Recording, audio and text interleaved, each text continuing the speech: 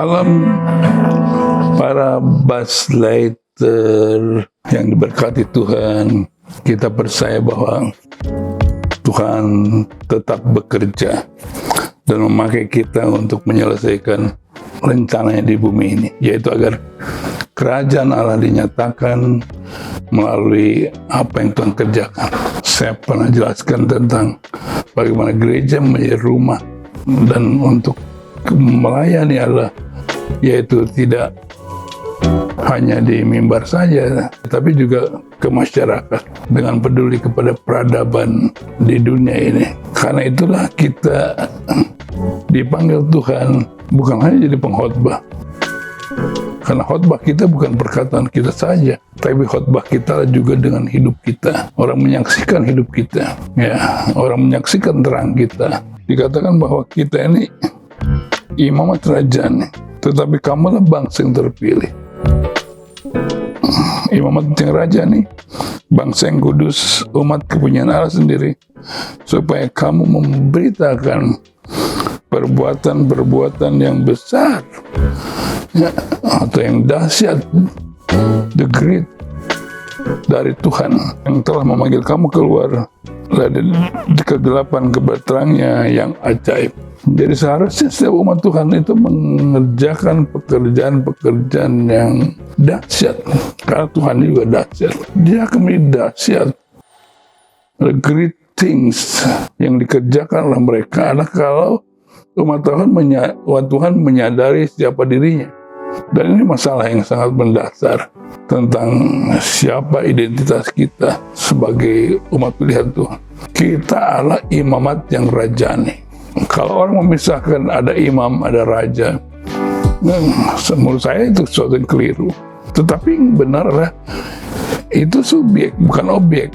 Jadi subjeknya itu imamat rajani adalah kita. Imam itu adalah yaitu mewakili Tuhan di tengah dunia. Kita memanifestasikan Tuhan di tengah-tengah dunia. Dan kita imamat rajani sebagai subjek yang kemudian Tuhan memberikan panggilan untuk mengetahui domain kita dalam pekerjaan Tuhan, yaitu tempat yang terbaik bagi kita, yang Tuhan tetapkan bagi kita sesuai dengan talenta yang Tuhan berikan. Karena itu maka cara terbaik untuk multiplikasi talenta kita sampai kepada kemaksimalan adalah di tempat yang Tuhan tentukan. Dan Tuhan tidak memisahkan antara yang rohani dan sekuler.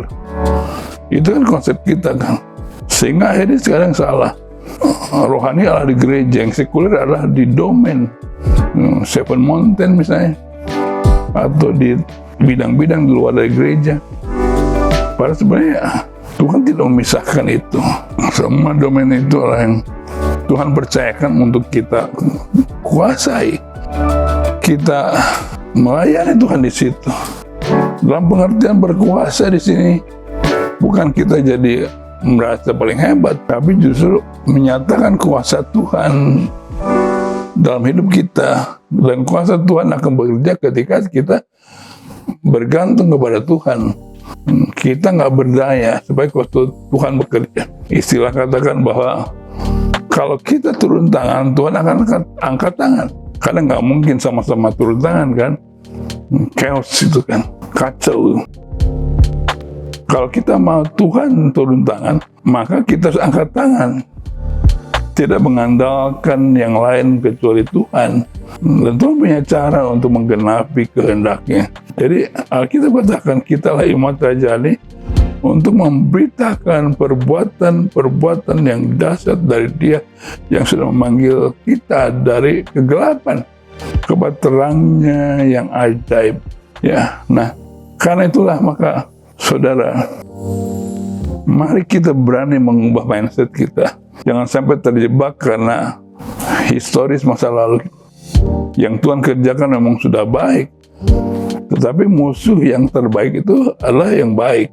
Nah, kita nggak menemukan yang terbaik karena kita bernostalgia dengan yang baik, ya. Dan yang terbaik adalah yaitu sesuai dengan kehendak Tuhan. Gereja umat Tuhan harus bangkit. Orang-orang muda harus bangkit kembali kepada panggilan kita, yaitu sebagai imamat yang rajani untuk menemukan domain yang Tuhan percayakan, untuk memberitakan dengan karyanya perkara-perkara yang dahsyat. Ini yang sesuatu yang penting. Dan kita tahu bahwa waktu kita ini sudah sangat singkat.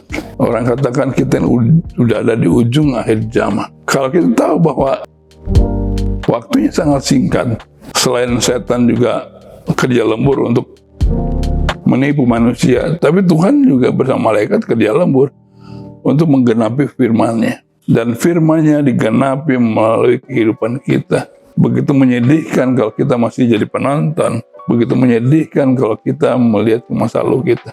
Tahun 2022 adalah era yang baru. Untuk umat Tuhan mengalami kepenuhan janji Tuhan. Karena firman Tuhan akan digenapi. Satu noktah pun tidak akan berlalu sebelum Tuhan genapi. Dan saudara dan saya menjadi orang-orang yang dipakai Tuhan untuk menggenapi seluruh kehendak Tuhan, janji Tuhan di generasi kita. Kita mari bangkit. Para Birthrighter, engkau tidak sendirian. Engkau bersama dengan orang yang haus akan Tuhan dan berani mengambil risiko di generasi ini. Tuhan berkati saudara dan nama Tuhan dimuliakan. Haleluya.